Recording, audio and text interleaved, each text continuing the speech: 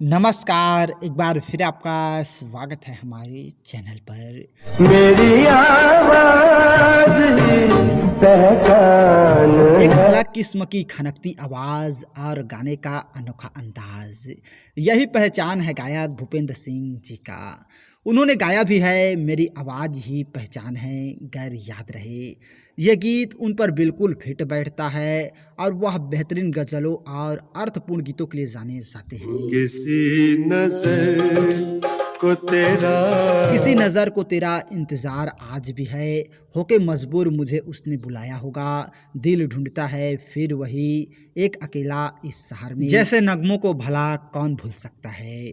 भूपेंद्र सिंह साहब के गाए गीत ने संगीत प्रेमियों के दिलों पर एक अलग ही छाप छोड़ी है। दिल ढूंढता है फिर वही। और भूपिंदर सिंह, जिन्हें हम प्यार से भूपेंद्र के नाम से भी जानते हैं, और भूपिंदर सिंह जी का जन्म 6 फरवरी 1940 को पंजाब के शहर अमृतसर में हुआ था।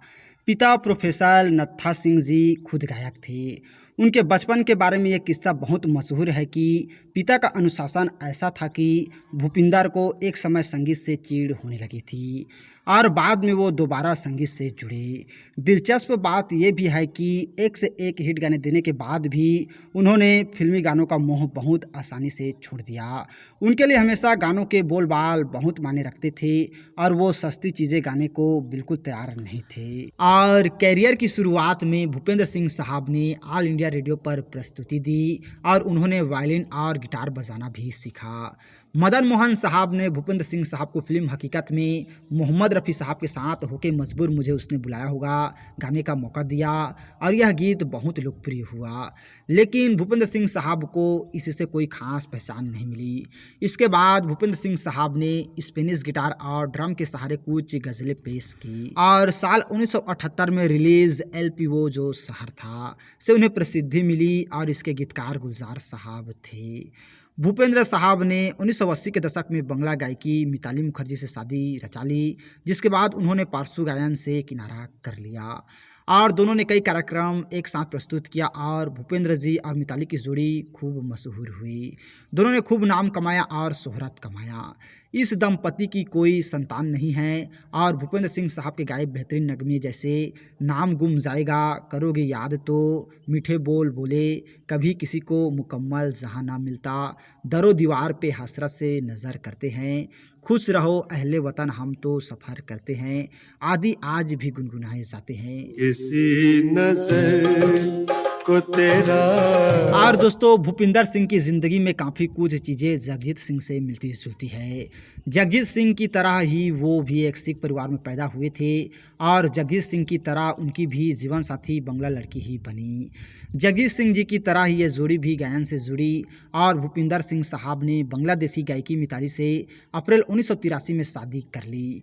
भूपिंदर सिंह जी और मिताली की मुलाकात कैसे हुई ये जानना भी ज़रूरी है।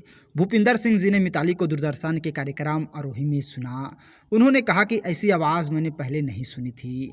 मिताली जी भी संगीत से जुड़े परिवार से ताल्लुकात रखती थी और उन्हें उनके भाई ने भूपिंदर का एक बंगला गाना सुनवाया था, जिसके बाद से वो भूपिंदर की आवाज़ को पसंद करने लगी थी। और पहली बार मिलने पर जब मिताली ने अपना परिचय दिया तो भूपिंदर ने कहा कि हाँ, मैं आपको जानता हूँ, आपको मैंने दूरदर्शन पर सुना है।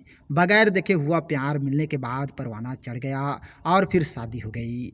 मिताली जी के एक जन्मदिन पर उनके लिए भूपिंदर सिंह जी ने खास तौर पर एक गीत तैयार किया, यादों को सरेआम बुलाया नहीं करते। जी हाँ दोस्तों, और आज है बॉलीवुड के सुप्रसिद्ध गायक भूपिंदर सिंह जी का जन्मदिन।